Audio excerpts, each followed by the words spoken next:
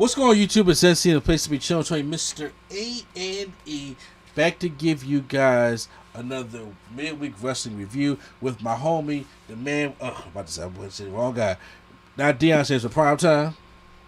Yeah, apparently I'm flow today. Yo, you knew what I was about to. Nah, my bad, dog. So yeah, and midweek wrestling review this week: NXT 2.0. Along with AEW Fyter Fest Night 2. Warren Discovery says, show us Shark Week. And they said, well, we had a dead shark wash up on the shore of New York, so we might as well just shark it all out. Did you see that, by the way, Prime? Yeah. The Usos ain't on this show. I'm not covering this show. All right. You know how to get the character, don't you? My bad, Dion. My bad. I would never do that again. Yeah. But did you ever happen to see the dead shark? No, I didn't. Oh man, this dead shark washed up in like Long Island, and it was Long Island. Okay. Yeah, it just washed up on the shore like, oh shit, that's a dead great white shark. And before anybody can go to pull it away, it's on the dead carcass float back in the ocean. So there's a dead shark floating around somewhere. That's gross. Pretty sure a whale or someone would eat it. I don't think the whales eat sharks like that, but another shark will probably eat it, or somebody probably could have found it and be like, yo, we want some shark steak. You know. Whatever the case may be. But anyway, so NXT, we're going to crown who is the new challenger for Mandy Rose's championship, and also will Cameron Grimes join Joe Gacy, and also for Dynamite, aka Fyter Fest Part 2, we had a awesome grudge squash match between Brody King and Darby Allin, and barbed wire everywhere, Jericho taking on Eddie Kingston. So first get on with NXT. So NXT is going to be more of a recap than a review. Cora Jade, finally does a promo and breaks off, her friendship with Roxanne Perez. They were never really friends in the first place. And I was just like, all right. So I think she throws the tag team championship or title into the trash. I was like, well, that shit's done. You know what I'm saying? Throw the title in the trash. Just a representation of all the women's titles. I'm about to say, that's just so WCW of her.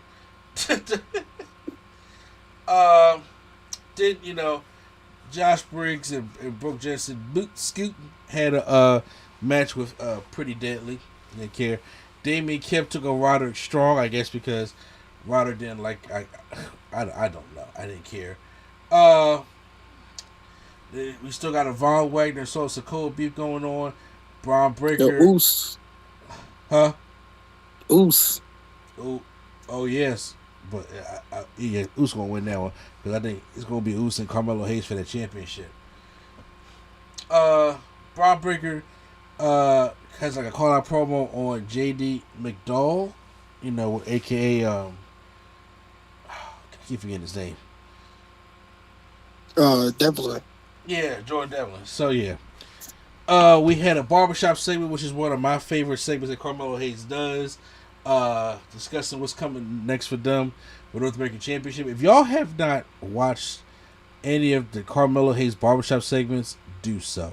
Because he parries it off The Shop. And if anybody watches The Shop, that's LeBron's show that he has on HBO Max. First of all, I love The Shop. By the way, even though when they have it during the season when LeBron is playing and they just have Maverick on there hosting, it's cool. But I like when LeBron is actually on there. But LeBron don't come on there until it's after the summertime and stuff like that. But they had they have a really good mixed group of guests that be on there. And everybody could get to tell their opinion. Amy Schumer was on the most recent one, I think, with Don Lemon, I think. And thanks for telling me. I don't got to watch that one. Don Lemon is cool. I want to talk about him. You talk Amy Schumer. Yeah. Oh, and then because my wife got mad. She made a comment about was it Tiffany Haddish or something like that. I was just like, okay. So, and I think she was talk about the slap. I don't know that. I don't know if the episode came out. Yeah, I checked HBO Max. I didn't see it yet, but neither here or there. The Trick Williams Carmelo Hayes thing, their barbershop segments, I think is really really dope. But they had a 20-woman over the top rope match, and whoever wins is going to face Mandy Rose for an NXT Championship. Cora Jade was in there acting really heelish. She didn't change her look up and all. She still wore the backwards baseball cap and shit. I was just like, well, if you heel now, throw that cap away. But she tried to escape. Ivy now tried to get her back in there. She tried to escape the other way. Ivy now chased her off. We know this. We know this already. So basically, we get all the battle royal stuff. And then, Kate Carter and Katana is in there trying to partner it up and stay in it to the end, but they don't. They get eliminated. The last two that was in there was Tiffany Stratton and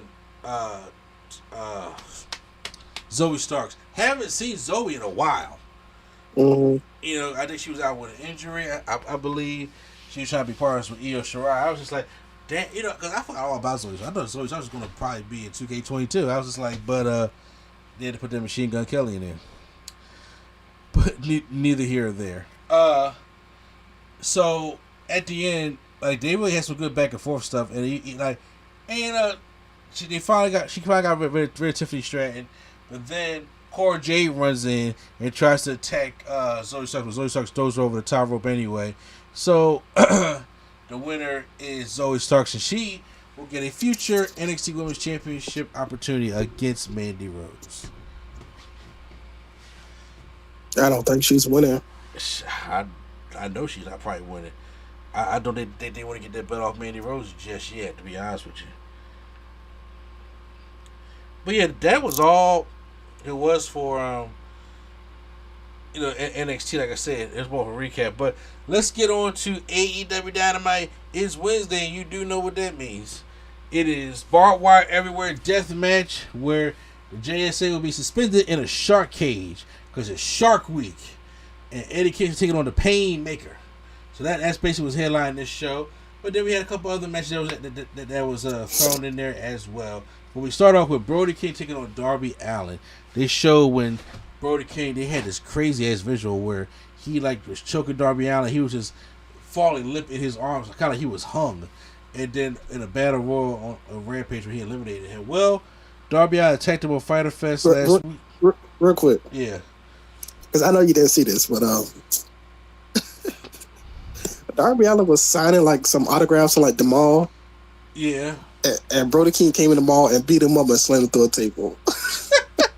In the mall. That's great. Which is kind of messed up because after the autograph signing, Darby just went home. He didn't sign the rest of the autograph. I'm like, yo, that's kind of funny. I'll be like, yo, bro, wake up so you can finish these autographs, bro. But yeah, so he kind of knocked them out. Oh, that's crazy. Didn't get to sign them. Yeah. So, this matchup was basically a glorified squad. Brody King, Darby tried to go fly through the ropes. He got his foot caught, and he just grabbed him and just launched him into the steel beam, falling around his head, and just was holding him up by the bar, just choking him. He was beating the shit out of Darby Allin like he fucked his wife. Beating the shit out of him. But then there was a belt that got involved. Darby wraps the belt around the feet of Brody King and drags him out and fights him. Then goes and launches himself over the top, or not over the top rope, through the ropes with that cannonball and try to fight Brody Lee. He tried to show that he had the heart, but it was still not enough for Brody Lee because King hits the Gonzo bomb. Even Tash is like, I broke my neck years ago, with some moves like that. So, it made me cringe. And he wins the matchup. After the match, he starts beating up on Darby Allin. Well, first of all, I did mention that they did the choke spot again, but Darby just came back in after that, right at the 9 count. After the matchup, they beat up Darby. Then the lights go out. Then Sting comes out.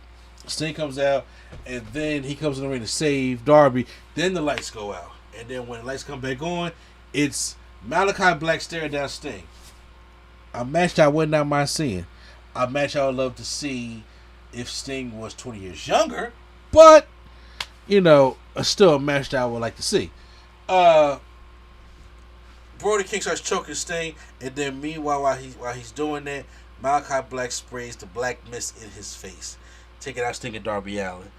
I don't know if they're going to try to set up for trios action so we get these trios butts going, or they're going to try to just keep it like a tag team or Sting versus I'm going to keep it a tag team match because they have no reason to make it a trios match. Well, I mean, House of Black has 3 members. Yeah, but Darby and Sting is only 2 members. Yeah. So, I mean, like, I don't know. I think, I don't know what the rumor is about Kenny Omega, but I think that's what Tony Khan is waiting for. I think he's waiting for Kenny Omega to come back. You think that's possible? Yeah, I think so. Yeah, I think he's waiting for Kenny Omega to come back to, so they can have the trio ties for him and the Young Bucks. But I don't know. I think depends on how long you want to wait. To be honest with you. I mean, they just introduced a new title, so I think they got time to wait. There's going to be an open challenge for the FTW Championship, and it's going to be featuring a guy named Cole Carter, who was the guy 2 times that was tossed over by Tony D'Angelo on NXT. Mm-hmm. And I was just like, oh, damn, they're going to just load him on TV already? Okay. You know what's funny? What?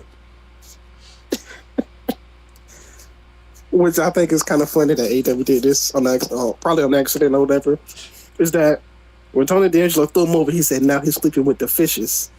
Then they brought him back on Shark Week. So that's funny. That is funny. Jon Moxley and Willie, you're taking on Best Friends. You know how I feel about that. Hold on. We're not going to gloss over Ricky Starks. Did you see what this man did on the road? The match didn't happen yet. Okay. All right. We're going to skip to it. Okay. That matchup doesn't come up until after the whole Luchasaurus thing. Okay. We'll wait. Yeah. So, sorry. Yeah, I didn't want to make sure I didn't forget nothing. But we have Jon Moxley and Will you taking on Best Friends. I know how I feel about Best Friends. Obviously, this is something to get them. Will Uter some more,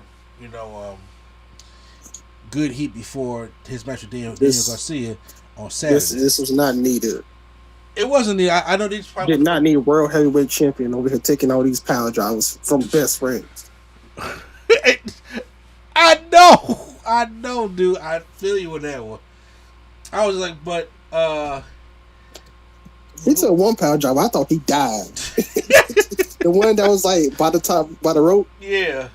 I thought he about broke his neck. I didn't know what happened. I was like the best. Why are they getting this much off? They shouldn't even be getting that much offense on the Blackpool Combat Club. To be honest with you, but Willie Uta, I can understand. But Moxley, no, not Moxley. Willie Uta. They had this man like a power bomb, and then he flipped him over into another power drive. I was like, bro, what? They must have been a little bit too nice. A little bit, but I was like legit slap shit out of them because they're best friends. But speaking of Moxley slapping somebody, I guess offended somebody tried to come up, and I don't know where this is that Moxley was trying to like pray or whatever before his match, and somebody came up and like interrupted him and gave him a middle finger. He slapped the mess out of that man. That's what he should do. When I'm doing my pre-match routine. Yeah, man. No, first of all, don't interrupt no prayer, okay? And when you give them slap the shit out of them. Those fans coming there, man. Stay in the crowd. Shit, you know what? Like if they were coming there, I also would like to be arrested. I would like slam their head legit on the top rope, up down on the steel steps. Put him through the announce table, like give him a death rider. He said, I know he won't take it the right way. Oh shit! You actually kill somebody. I remember Mysterio. Yeah. Oh, he didn't do that. Willie Uta hits the seatbelt roll up for the 3 count. Roll up? Really? You need to roll up to beat the Best Friends. The World Heavyweight Champion on your team, and you need to roll up. You need to roll up. Yeah, I know. Y'all just giving too much credit to the Best Friend. You need to beat the shit out of him. Oh, I forgot to mention. I was going too quickly that after Sting got the Black Mist. Miro the Redeemer came out. I forgot to. I know why you forgot it, because he ain't do nothing. He didn't, but he just walks down to the ramp and then stares down the House of Black. It's like, but it's Miro. You know what I'm saying? You gotta talk about Miro. We have Toy Shirai in the ring, and they're having a celebration for the new AEW World Tag Team Champions, Keith Lee and Swerve Strickland. Swerve in our glory. So they make the entrance. You get the "You Deserve It," Bash in the Glory chants, and then Swerve's rapper Kevin Gates is in the audience. Are you familiar with Kevin Gates? I've heard of him, but I know I've heard of him. Okay, that's more. No, I know he does a lot of weird stuff. I believe he does a lot of what stuff? Weird stuff. Oh yeah, no. My son probably knows him. I'm not familiar with Kevin Gates. If your son knows, we need to check his history. Okay. Let me. You know what? I'm glad you said that. So, is he like an Atlanta rapper or something like that, or? I don't know. Okay. Not sure. Oh wow. Well, as he introduces him to there, Keith Lee wants to express a thank you to the fans and everything that for everything that he's been going through in the week and stuff like that.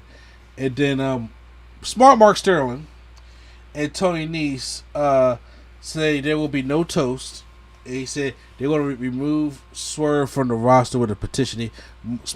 Mark Sterling been going around trying to get Swerve off the show for some reason. I was like, trying to end this storyline. He said most of the roster signed it. Then he asks Kevin Gates to sign it, right? But then he said, he thought he was young and May. Like if I knew the rap scene today, I would know what that means. I guess they got beef. Oh yeah, he the way that he had his hair looks like young and May. Okay, like I said, if I knew the rap game today, I probably would. But I don't know the game today. Yeah, the young and May is a woman. I got you. Well, Sterling gets Gates to sign a petition. Tells him to do it. He refuses, and then says he's untrustworthy and his music sucks. Gates jumps the barricade and shows how Tony Nese, and Gates gives a right hand to Tony Nese. I was like, bro, did you pull that? Remember when Hugh Jackman hit Dolph Ziggler on Raw? Oh no, he definitely pulled it. Oh, okay. Definitely pulled it. Remember when Hugh Jackman punched Dolph Ziggler on Raw? Yeah, but Dolph could take a punch. I was like, damn, bro, did you pull it though? Oh, so... Remember Arnold Schwarzenegger clothesline?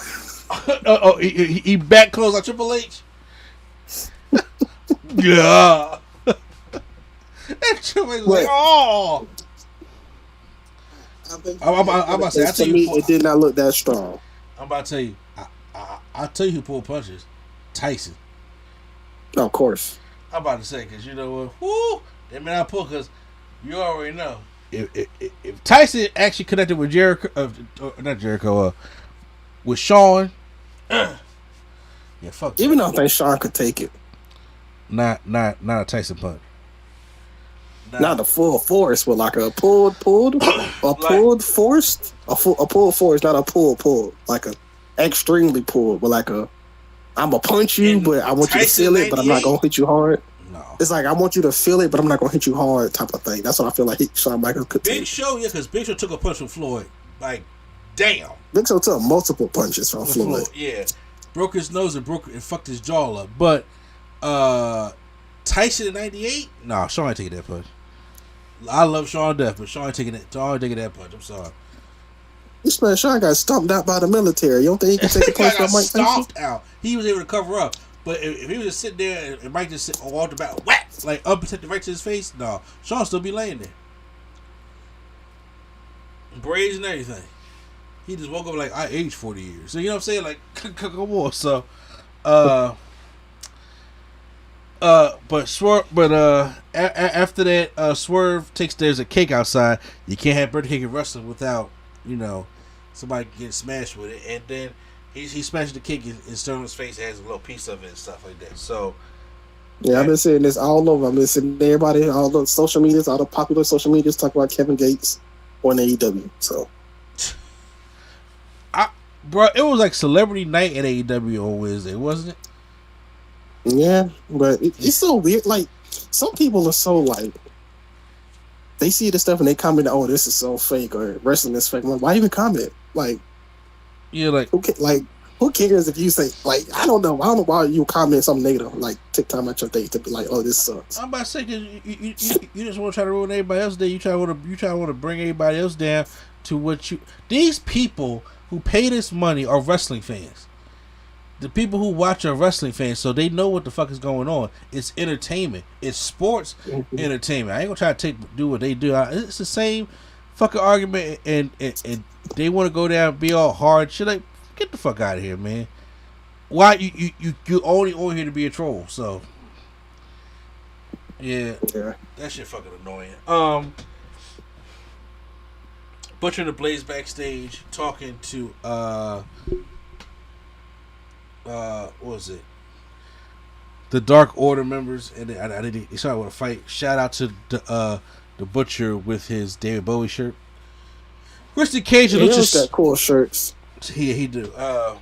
Christian Cage and Luchasaurus take on the Varsity Blondes. It's a tag team match this week, fellas. So obviously, Christian is about to start the match. You haven't seen wrestling in a while. He just takes right into Luchasaurus. Luchasaurus basically dominates the fuck out of both these guys. And then he hits a chokeslam on Pillman, and chokeslams Garrison on the Pillman. And then Christian Cage takes it for the cover and covers Pillman 1, 2, 3. Meanwhile, so after Luchasaurus and Christian Cage are in the ring, Jungle Boy's music hits. Doom, doom, doom. Yep. So Jungle Boy comes down. You know, he got a little stubble going on. Got the leather jacket. Comes out with a steel chair.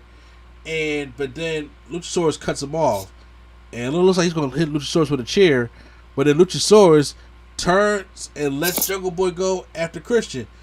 Christian's like, "You son of a fucking bitch!" He said the curses. So what I like is Jungle Boy, instead of getting stopped by the invisible babyface force field, you know how they all run in, they shouldn't leave the ring, and it's like, I can't go after them. He chases that man up through the crowd, up the stairs, outside, and we don't hear from them. Will be hilarious if they come back next week on Rampage and they still running. That would be kind of like hilarious, but I like them doing that. And then Luchasaurus goes back up, you know, through the tunnel. Me personally, I think it's all a swerve. Think Luchasaurus is still with Christian? Me personally, it would be stupid for him to be a babyface again. At least right now. That's what I think too. He finally changed his persona. I like this new Luchasaurus. It's like Dark Penta. It's like Dark Luchasaurus. He got all black and everything. He's actually wrestling like a big man. Like, I don't need him to do all them kip ups and them super kicks and shit like that. Them chokes. Like, it reminds me of old school Kane. And that's what I like about it. I'm happy that Luchasaurus is able to do all the other stuff, but having him be like a big man, that's what I like. And I'm like, you just can't get the Christian Cage. You gotta go. Jungle Boy has to go through Luchasaurus, and I think that can be a killer ass match to help get Jungle Boy over. Them going back to Jurassic Express, like the tag team's done. It's time for Jungle Boy to do shit on his own now. Like, out of all the, you know, my fingers up the pillars that they talk about, from Sammy Guevara to MJF to Darby Allin, they've all went off and had these great programs, singles programs and stuff like that, and nothing. Excuse me, nothing for Jungle Boy. He's just always been. I've never understood why they kept Jungle Boy in the tag team, even though he had his music hits and he's like one of the most over people. I don't know. I never understood that. Exactly. So it's time for him to have a program. Like, I think because Christian had to know Jungle Boy was going to come back eventually. So it's like, let's give him a false sense of security. You let him pass. I just run, and I get chased by him. But then when he feels as though that it's that Luchasaurus and Jungle Boy, and we're going to get Christian, you turn on him, you choke slam the shit out of him, and then come. Well, they probably going to do a fight for the fallen, but they'll probably do it. Me personally, I don't know if they're going to wait for All Out to do Jungle Boy versus Luchasaurus, but or they're gonna try to get the shorts out the way first and then do Jungle Boy versus Christian. But I think you can have that you can get some legs out of this. Mm-hmm. And then after that, in the reality, this will really help get Jungle Boy over. More so. I mean, he's already over now, but I'm saying, but to get him even more over, you know what I'm saying? So, with that being said, we go backstage with the Gun Club, and they said on Rampage, I don't know which gun this was, but he will challenge Max Caster in a rap battle. Lord. Did you see that? No? Prime? Are you excited for it at all? Oh, you know what? I guess I wouldn't be neither. Next up, we have the FTW Championship. Ricky Starks taking on Cole Carter. Number one, I don't know how this guy got this TV time already. He needs to go back to dark and stuff like that. Especially this lead from NXT. But I understand the thing with the open challenge, but however, he got way too much offensive for me when it came to this matchup. I felt as though that people love Ricky Starks even though he's a heel, but it was like, oh, bro, Ricky, you really can't handle this guy right now. Like the fans were actually booing Cole, for the most part. I was just like, all right, he needs to be booed, but like I felt as though that Ricky Starks give up too much offense. Would you agree, Prime? The revolution is televised. It is televised. But you want to talk about your little tightrope walk now? Yeah, man. Ricky, I'm not gonna lie. Ricky Starks should have won the title last week. I don't care. I agree with you. First of all, can we give a shout out to Will House Martin shorts? Yeah, Will House. Honestly, I think they the ones. Like they. Say what? Week in and week out, they've been putting in the effort, but When Will House came out, Keith Lee, but I still think they should have won. I agree. Will House came out there. I was like, yo, he out there supporting the Martin shorts. And I was like, yeah, he always got like a hip hop theme. What you say? He always got like a hip hop theme. Yeah, but I was like, where the hell you get the Martin shorts? I want some shorts like that myself. But I thought they was dope. So excuse me. But Carter. And by the way, Ricky Starks I don't think he need to do that move every week, but every time he put that move out, I'm like, you got to get that man the belt. Yeah. And look, that'd be hard to do sometimes, to be honest. But he hits a spear on Carter and retains the championship. Like, bruh, like he like just got out of that. I'm just like, no, you shouldn't be just getting out of that. You know what I'm saying? So Stark says he has a little more in the tank, and he said let another challenger come out here. Danhausen's music hits, and he said he would like to accept right now, but Stark said he doesn't mean right now. Next week when they do Fight for the Fallen, so it's going to be right to Fyter Fest. It's Fight for the Fallen, so it's going to be Danhausen taking on Ricky Starks for the FTW Championship. Me personally, I think that this got to involve Hook, because why is the Hook hanging with Team Taz anymore? Like, what's going on with that? Like, and then Hook is like friends with Danhausen right now, so I'm just like, are they gonna beat him? Because I really see Danhausen ain't going to fucking win that match, and I see them Ricky Starks and Will House beating him up. It's like, okay, Hook comes out, does he save Danhausen, or does he go for the FTW championship? Like, how can Hook not be the FTW champion, and that's about his dad created? Maybe they're gonna. I don't know. It's alright. Tony Schiavone, Statlander, Athena, and Willow. Not the Willow like Jeff Hardy's Willow, but that homegirl. Statlander has to sit out because homegirl who tried to be a baddie is out. She's not able to compete. So it's just a 2-on-2 matchup between Athena and Willow against Karen Hogan and Jay Cargill. But why not just make it Chris Statlander versus? All right. Nah, they ain't gonna do that yet. Why not just make it Chris Statlander and Athena? Good point. I like I said, I didn't even try to save Chris Statlander for. I don't think they didn't want him to touch because I think All Out is gonna be the first loss for Jade. I think so. Didn't she fight Chris Statlander? Yeah, but that's what she was still doing, the alien thing. Did she not fight Chris Statlander at the pay-per-view where Athena debuted? No, she wasn't fighting Chris Statlander. Who did she fight? Was that Ty Conti? Where Athena debuted? Well, Athena did debut at the pay-per-view. She debuted the next night, didn't she? She debuted at the pay-per-view. Oh, she did. Okay, yeah. No, that she wasn't going against Chris Statlander. Jay was going against I gotta go back and look at her. She was going against Chris Statlander because at the end of the match, Chris Statlander and Athena was going against Karen Hogan and Jay Cargill. Okay, wait. So it couldn't have been a pay per view because Double or Nothing just happened. I mean, after Double or Nothing, it was Fight for the Fallen.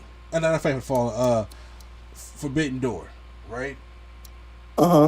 So. Was it? Okay, so because... wait a minute. Okay. It was Double or Nothing, and it was Anna Jay. Okay, yeah, she went against Anna Jay. Jay Cargill... Oh, it was Anna Jay, Chris Statlander, and Athena. Yeah, so yeah, no, she didn't go against Chris Statlander. That's stupid. Anna Jay was never even in the storyline. It's like Anna Jay was there and they did nothing. Anna Jay was a body for Jay to be. I said that. I know what I'm saying. It's like she ain't even in this little thing that they got going on. Yeah.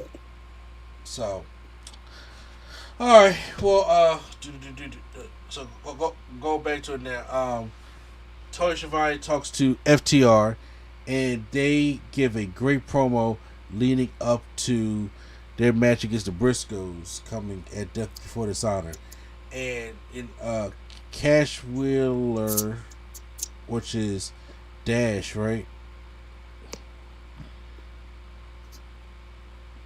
Cash Wheeler was saying that he respects the Briscoes. He said it's our second time for 2 out of 3 falls, but they will not take away their titles. You have to take it from their cold dead hands. Then Dax Hardwood talks about, he said there was a little girl with heart trouble. She worked hard to be healthy, and that little girl, she had a hole in her heart, and the doctor said that either the hole could heal up or she had to get some open heart surgery.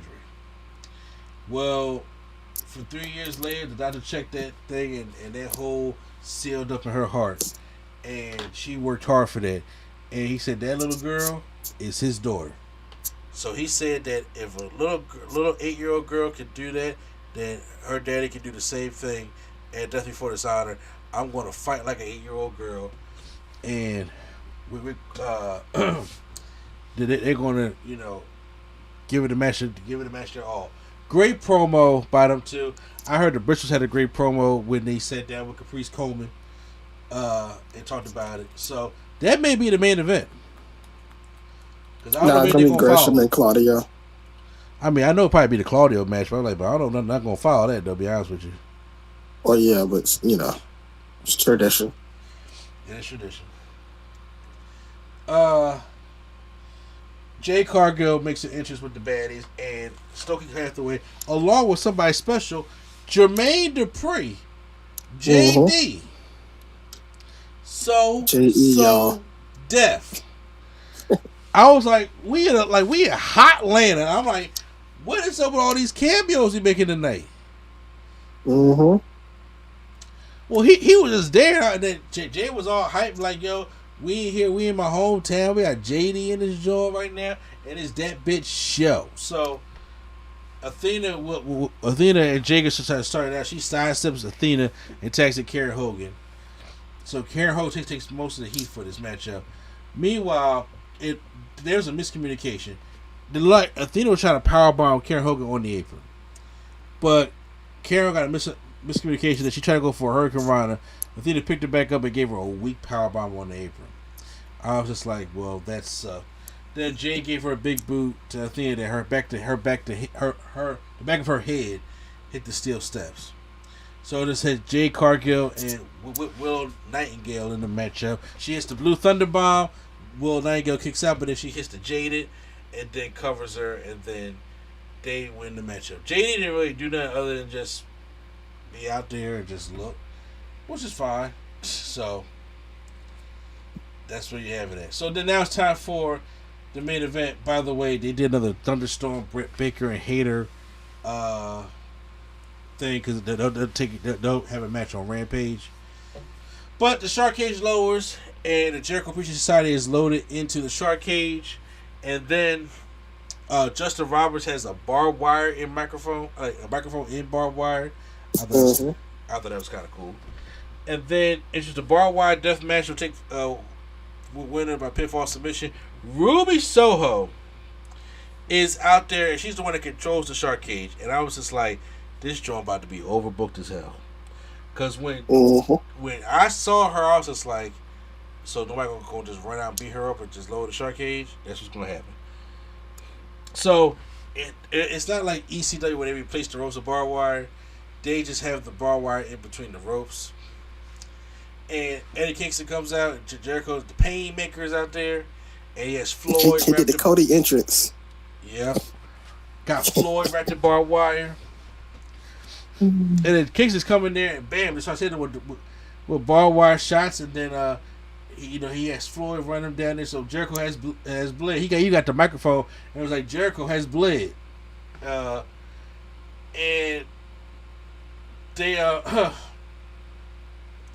he throws Jericho to the barbed wire face table, but then Jericho fights back. They set like a barbed wire board down the mat. He gives Eddie Kingston a Hurricane Rana onto the table, and he hits butt first on that barbed wire. Ouch. One thing you probably don't ever want to do, whether how real the barbed wire is or not, is fall butt first. Mm-hmm. Do you think that they use real barbed wire? Because ECW use real barbed wire. Yes, because Jericho's pants got ripped, and his legs got cut. Okay. Because I'm talking about the inner thigh of his pants got ripped from the barbed wire, and his legs got cut. Yeah, I saw. Okay, yeah. Because I know back like Sabu and the Abyss that them motherfuckers use some real barbed wire. Mm-hmm. And that shit hurt. Okay, that kind of stuff hurt. So, as the match is going on, we see Ty Conti running her ass down to the ring, almost falls, and beats the shit out of Ruby Soho. I was like, what the fuck are you there for? Like, honestly, I'm gonna be honest. If you wanted it that bad, Simon Kavan should have just came with super kick done. Yo, that should have been hilarious. I'm gonna be honest. That would have been hilarious. To be honest with you, that would have been hilarious. But then as she's beating the shit out of Ruby Soho, here comes Anna J. I do not like Anna J. Anna J comes down and tries to stop her. They're former best friends. And then she turns and goes and attacks Ruby Soho. And now they're friends again. Now Ty Conti lower down the Shark Cage. And then she goes and gets the key, has to give it to Daniel Garcia to open up the Shark Cage. But then they couldn't wait no more. They start sliding through the big bars of the Shark Cage. So much for holding them in there. They all go down there and start stomping out Eddie Kingston. And then here comes the Blackpool Combat Club to fight them off. And that's like, here we go, this overbooked mess shit, to be honest with you. So, as you know, as that happens, as they even the odds, Ortiz hits Jericho, with the sock full of pool balls, and then Kingston hits an exploder through the barbed wire tail for a 2 count. He tries to get a chair, but then Jericho hits a cold breaker and it looked like the chair kind of hit him in the face. He's checking his nose the whole time. It did. He broke his nose. Oh damn. Okay. So yeah, I know I didn't get to report Jericho, but I was like that chair like it just slapped him bam right in his face. It's like the point of it poking him right in the nose. Oh yeah, that had to suck. Mm-hmm.